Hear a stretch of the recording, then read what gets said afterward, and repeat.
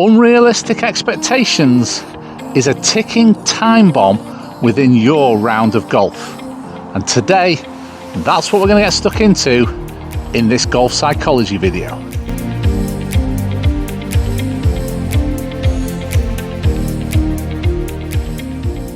It's a fact that amateur golfers tend to have expectations that are far higher than their actual ability. And when they don't meet that expectation out on the course, it just leads to frustration, which then usually leads to anger, which leads to disappointment, which then just has a total detrimental effect on your performance on the golf course. So I've played off between +1 and 2 handicap since I was about 16 years old. And when I was younger, I had this expectation that I was going to flush every single iron shot, I was going to hit every single fairway, and I was going to hit every single green. And I thought that that was a realistic expectation. And as a younger golfer, I was quite an angry younger golfer because I got frustrated when I fell well below those kind of expectations. I wish now that I could put this this old head onto that younger body.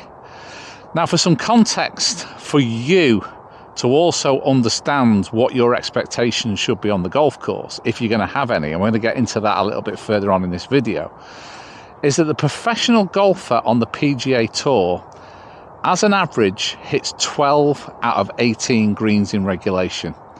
So a third of the time, the pro golfer is missing the green.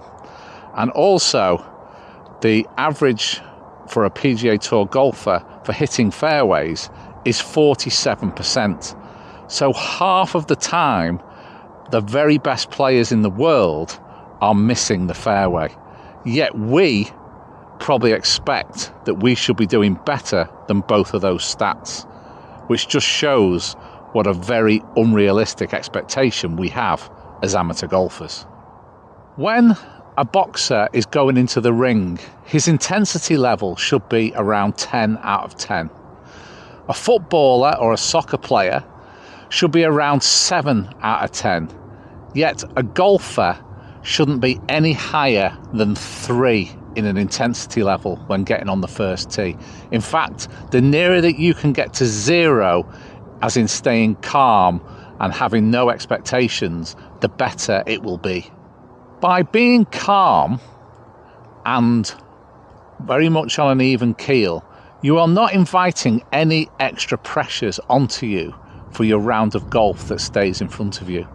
So many times when we get on the tee in the big competition and we're all het up and we've been looking forward to it, we put in a lot of work, we're actually putting ourselves behind the 8 ball before the competition has even started, because we've put extra pressure on ourselves, and also our expectation to do well on that day is also inviting extra pressure. The more that you can stay on an intensity level of 0 with 0 expectations and just concentrate on that first shot that is in front of you, the better it will be. Another problem with having expectations on the first tee is that it tends to have us thinking ahead about our final score, because our expectation a lot of time is actually what score we're going to have at the end of the round. We can never get ahead of ourselves. We must always stay in the moment and just concentrate on the one shot that's in front of us.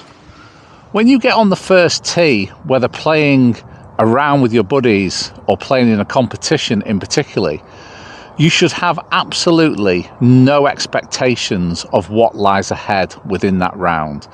You should be just trying to stay as calm as possible and treating every shot one at a time on its merit, and executing a process that is going to enable you to give you the best chance of hitting the best shot each and every time. So this is another video in the new golf psychology series, Mastering the Mental Game. I hope that you've learned today that actually, as we all know, golf is hard enough a game as it is, without heaping extra pressure on ourselves by giving ourselves unrealistic expectation.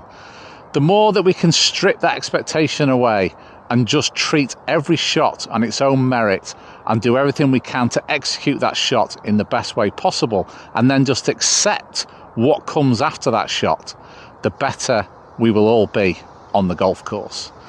Okay, that's it. There'll be some more psychology videos coming within this new series. I hope you're enjoying it. Please get in the comments. If you've not subscribed, this is the place for golf psychology advice. Please hit that subscribe, hit that like button, and I will see you in the next video.